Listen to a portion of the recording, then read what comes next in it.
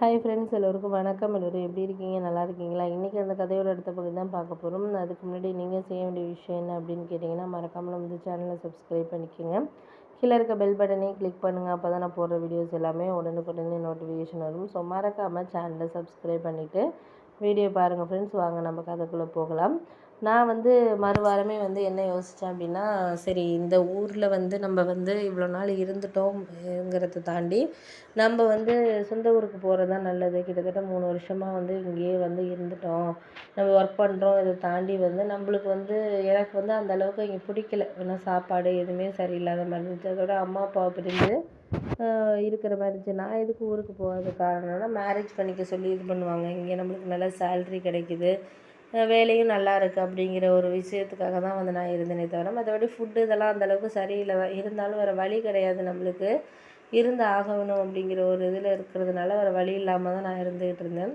இருந்தாலும் போக போக எனக்கு என்ன தோணுச்சுன்னா, சரி இதுக்கப்புறம் நம்ம முடிஞ்ச வரைக்கும் நம்மளால் எதை இது பண்ண முடியுமோ அதை தான் நம்ம இது பண்ணணும் அப்படிங்கிற மாதிரி எனக்கு தோண ஆரம்பிச்சிச்சு. ஒரு சில நேரங்களில் நம்மளுக்கு சரியான நம்மளுக்கு இது பண்ண ஆரம்பித்ததுக்கப்புறம் தான் எனக்கு புரிய ஆரம்பிச்சிச்சு. இதுக்கப்புறம் நம்ம எந்த ஒரு விஷயத்தையும் இது பண்ணிக்க தேவையில்லை. நம்மளுக்கு முடிஞ்ச வரைக்கும் நம்மளால் எதையும் முயற்சி பண்ணி பார்த்துக்கணும். முயற்சி பண்ணால் மட்டும்தான் நம்மளால் இது பண்ண முடியும் அப்படிங்கிற மாதிரி எனக்கு தோண ஆரம்பிச்சிருச்சு.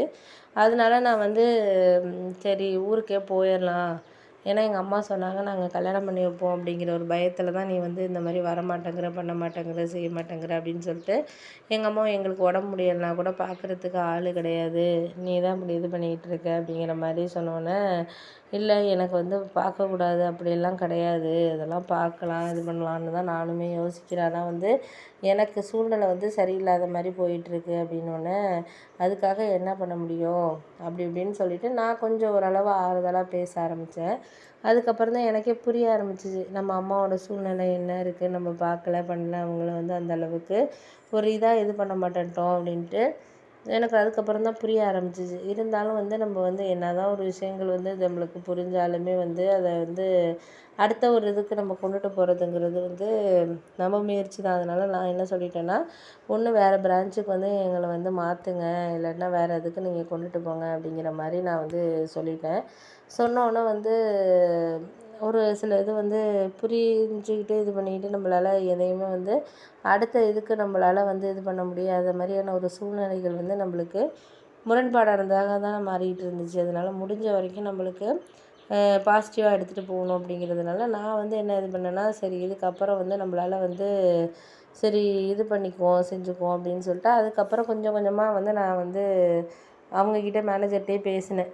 இருந்து எனக்கு நீங்கள் ஒரு ஃபேவர் மட்டும் பண்ணுங்கள் சார், ஃபேவர் பண்ணிவிடுங்க அப்படின்னு சொன்னோன்னே, என்ன அப்படின்னு சொல்லிட்டு கேட்க ஆரம்பித்ததுக்கப்புறம் தான் நான் முடிவு பண்ணேன். இது மாதிரி ஓகே, இதுக்கப்புறம் நம்மளால் எந்த ஒரு விஷயத்தையும் நம்மளால் இது பண்ண முடியும், செய்ய முடியுங்கிறத தாண்டி நம்மளுக்கு எந்த இதையுமே ஒரு பாசிட்டிவாக எடுத்துகிட்டு போகிறதா இருக்கட்டும், வேறு ஒரு விஷயத்த இது பண்ணுறதா இருக்கட்டும், நம்மளால் முயற்சி பண்ணுறதுங்கிறத தாண்டி நம்மளுக்கு இது கிடைக்கிது அப்படிங்கிறது தான் நம்மளுக்கு முக்கியமான விஷயமா இருந்துச்சு.